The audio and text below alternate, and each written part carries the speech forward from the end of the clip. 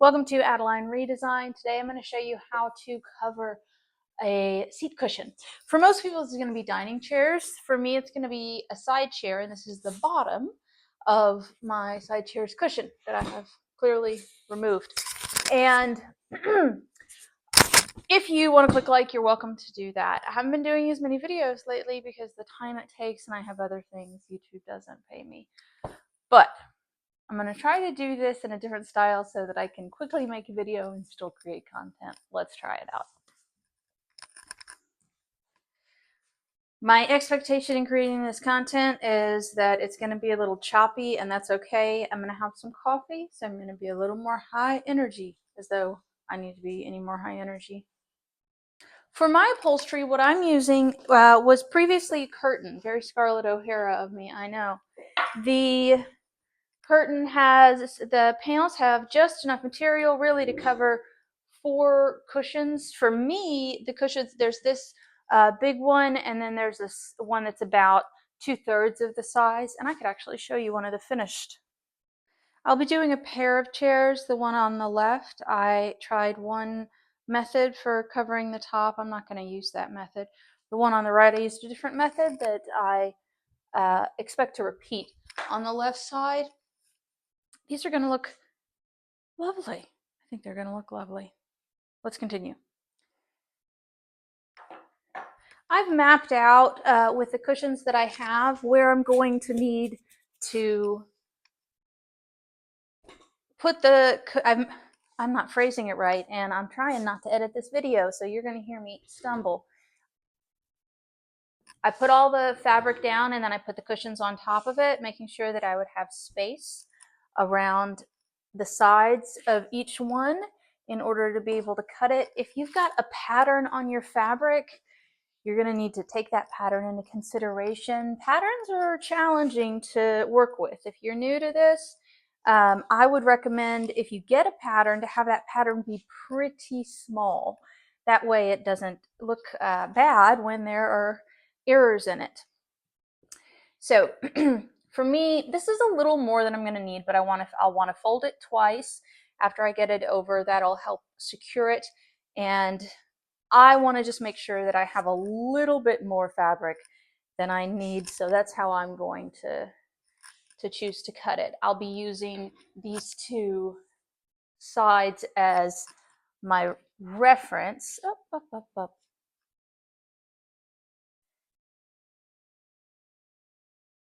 All right, that's my reference. That's my reference. And now I shall cut. Since I'm not editing, I'm just going to pause. The staple gun options that you have are not options that I know, but what I'll say is it's probable that you have a pretty standard staple gun. If you're not doing some enormous project, that's going to work fine for you. It's just physically, it takes a lot of grip strength, so you might be kind of tired. What I do is determine where the front of my seat is, and then I create an arrow either in tape, or if it's easy enough, I'll go ahead and draw it on. That's just to help me when I put the seat cushion back on. In my case, these are very particular in the way they go back. I'm not going to be using the old school staple gun. I'm going to be using the new school staple gun that I have really enjoyed. If I were a professional upholsterer, I would need something that was a little more baller, but this works just fine as it is. As I said before, I am going to fold the fabric over double. That'll help with security, and it'll actually help with the looks too.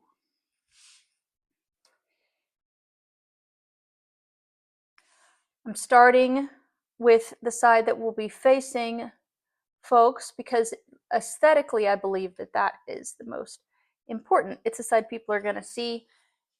A lot of folks I've seen do these videos get very, very particular about where they staple, and I get that up to a point, but if you're never going to look at the bottom of this, so you don't need to worry too very much about it.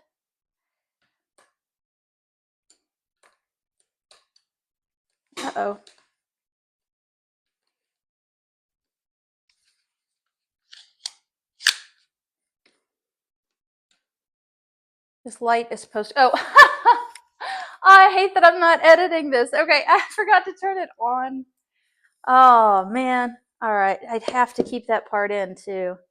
That's a problem. That is a problem with content creation, is I want it to be perfect. Oh, now you know I made that really human mistake. Unfortunate. Unfortunate indeed.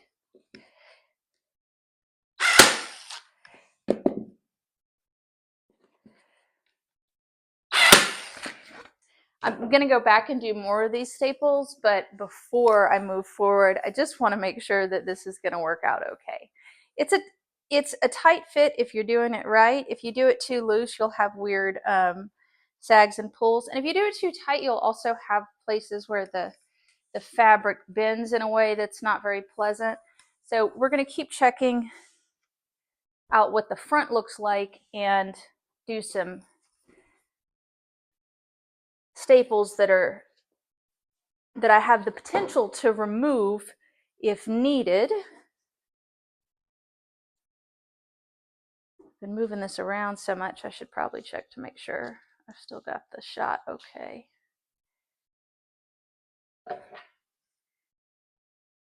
I hear the coffee finishing the brew cycle.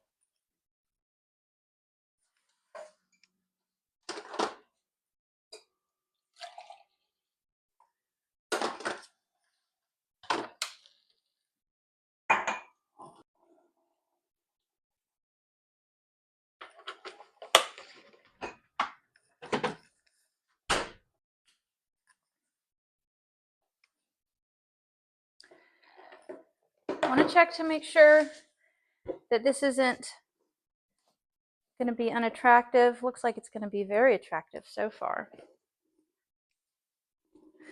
This curtain panel cost me $4. No, it didn't. Yes, it did. $7.99 for two. So slightly over $4 after tax.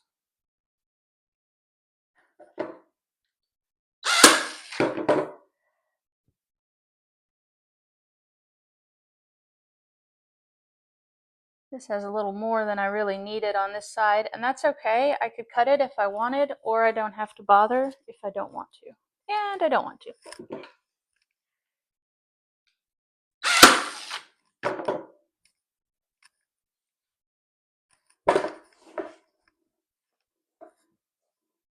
Great. Now for the front, I want to do the folds to make it purdy and match the other. How you choose to do this is really up to you. The way that I'm going to do it is just the way that I want to do it. I'm going over the corners. This is the side facing out. That's the front of the seat bottom.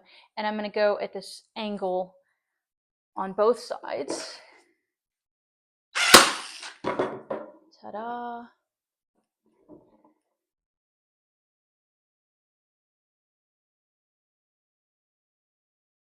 This is not an exact science, but it's important to try to make the sides match.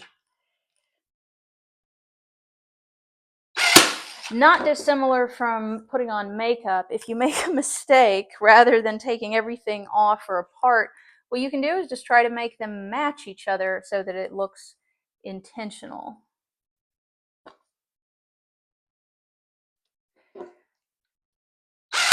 The sides and the back are the least important because they're the parts that people are going to be least likely to see. And to be fair, most people are probably never going to really take notice of how this is folded, where it is stapled.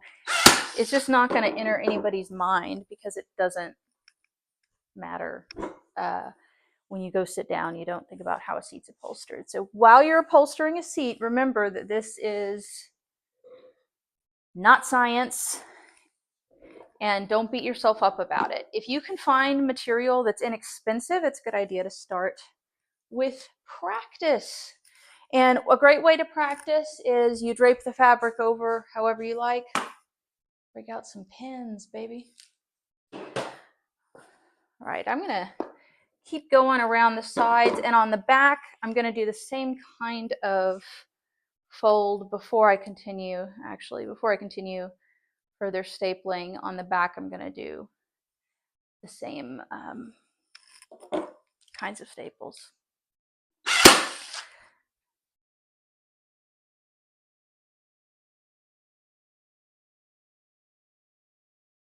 I'm remembering how I did this on the other one. So I am making it resemble it. Haven't made a video in a while. It's probably helpful for me to be reminding you that nobody's going to look at this, because it reminds me that I don't have to be as particular out of staples.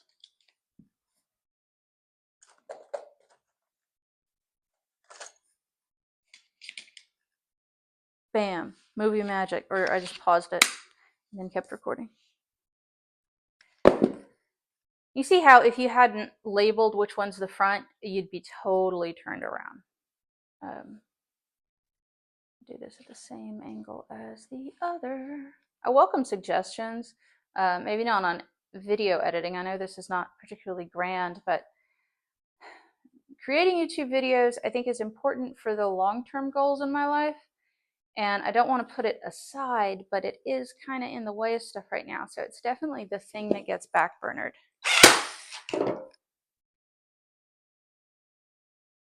But I love doing it. So I'm glad I'm taking the opportunity to, even if I don't really have much time to spend on editing it. I think to make up for it, I'm doing this sloppy. Seems a little silly to do it sloppy as the cushion that's on the tutorial, but it's better for me to remember that this is not something that needs to be so perfect. I used to never throw my cuttings on the floor, and I remembered the expression, leave it on the cutting room floor. Eventually I was doing something. I think I was trying to speed quilt, which is an activity I made up. It was fun, but it doesn't result in very high quality quilting. The when I was doing the quilt, I started throwing my scraps on the floor, and it made everything so much easier. I had previously repeatedly just like tried to find pieces that I'd cut, and I would pick up scraps that were still on the table that I had cut off that were just remnants, and it was just a cleanliness kind of thing to me. But I realized if I wanted to save time, they either needed to go directly into the trash, or the cutting room floor needed to be a thing that I actually used as a cutting room floor. Or the floor. You know what I mean.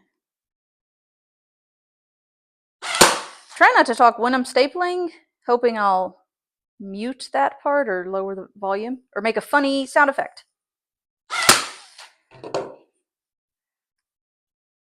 Okay, I'm going to keep going and not make you watch all this, but I'm going to put staples, staples, staples.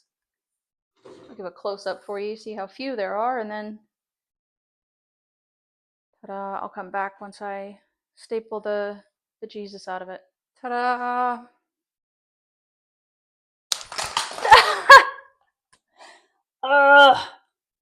Okay.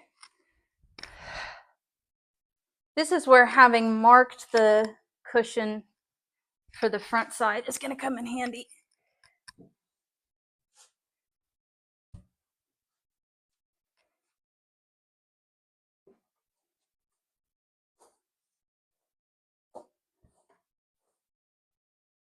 Oh, that's going to be so pretty.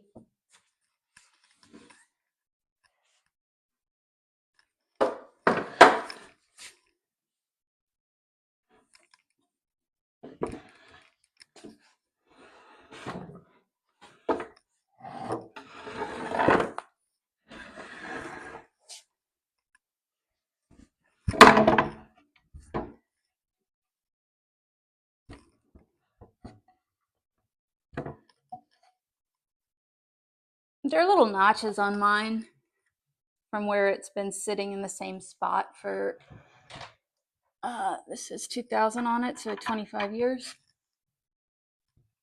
Is that 24 years? I don't know.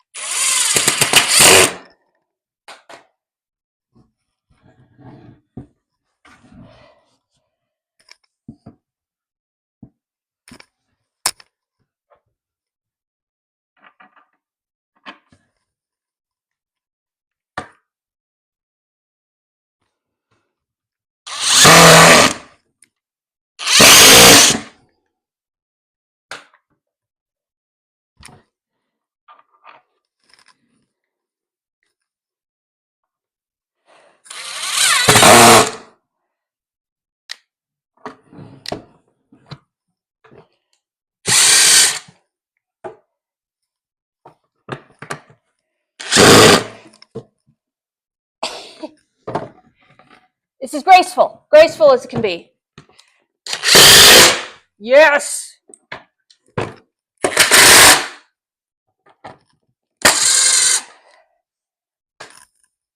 Whew.